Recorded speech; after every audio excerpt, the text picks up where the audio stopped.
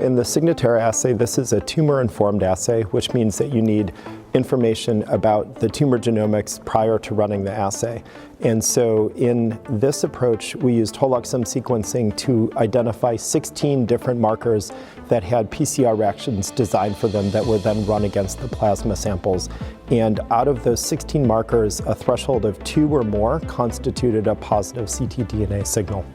And so we looked at a number of clinical pathologic correlates to ctDNA status, and we did identify male sex, T-stage or depth of invasion through the bowel wall, and end stage as positively associated with ctDNA status. But in terms of actual subgroup analysis, looking at specific subsets of patients, the groups that we looked at were microsatellite stable patients, as well as patients with PIK3CA wild type status. The rationale for looking at microsatellite stable patients is that we know that microsatellite stable versus microsatellite instability high tumors have different amounts of immune infiltrates. Celecoxib is an anti-inflammatory, so it would stand to reason using an anti-inflammatory might have differential sort of influences on tumors based on how inflamed they are. And also for PIK3CA status, we know that in our prior work and in the work of other groups, patients with activating PIK3CA mutations have a better response to adjuvant either Celecoxib or other NSAID use.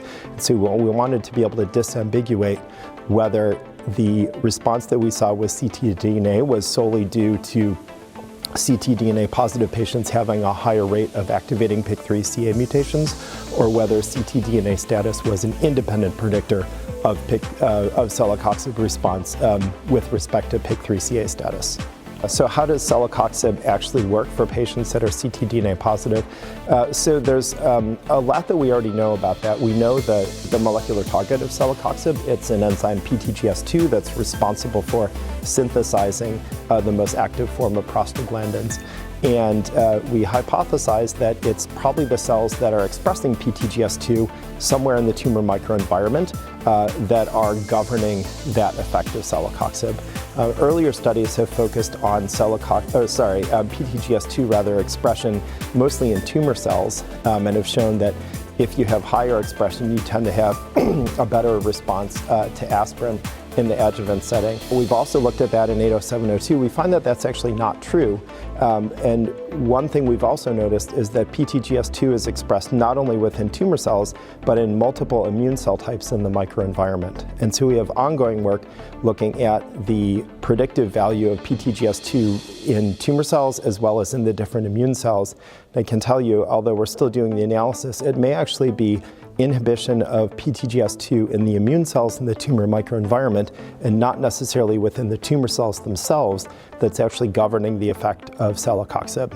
I would say overall we don't really know the answer to this question yet. It seems like it should be straightforward to figure out, but there's actually data that points both to tumor cells from multiple kind of tissue analyses as well as in vitro experimental models, and emerging data that points to the immune microenvironment as also an important factor in regulating that response. I think we've known for about the past 8 or 9 years that ctDNA status in the adjuvant setting is very predictive of prognosis for patients. That's true across different disease stages, and that's been shown in numerous studies. What we have much less evidence for is a predictive role of ctDNA. What can you actually do with a positive ctDNA result in terms of changing your patient's management?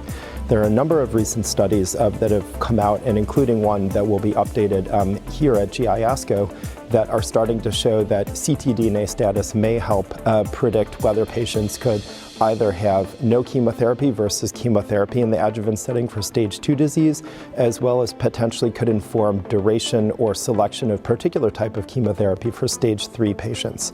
But beyond that, there's not a whole lot more that you can do in terms of using ctDNA status as a predictive marker. I think our study is an example of really one of the first drugs that we can show where ctDNA status can actually predict patients that are going to respond to that or not. Hopefully, other drugs, other treatments will come along and will also be correlated with ctDNA status so that we can use that as a marker to actually tailor therapy for patients after they've had their resection and not just give them more information about their prognosis. this is really the first evidence that shows that ctDNA status is predictive of response to Celecoxib. And I think one of the first things we're going to want to see is whether that holds true in other studies.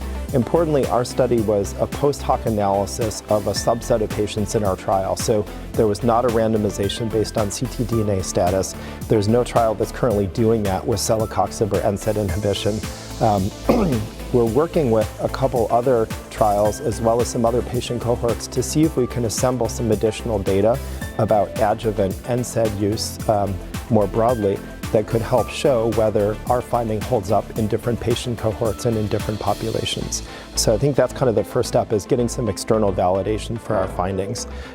Beyond that, I think it goes back to the question of how is Celecoxib, how is NSAID inhibition actually working in the microenvironment of the metastatic lesions that are present in patients that are ctDNA positive.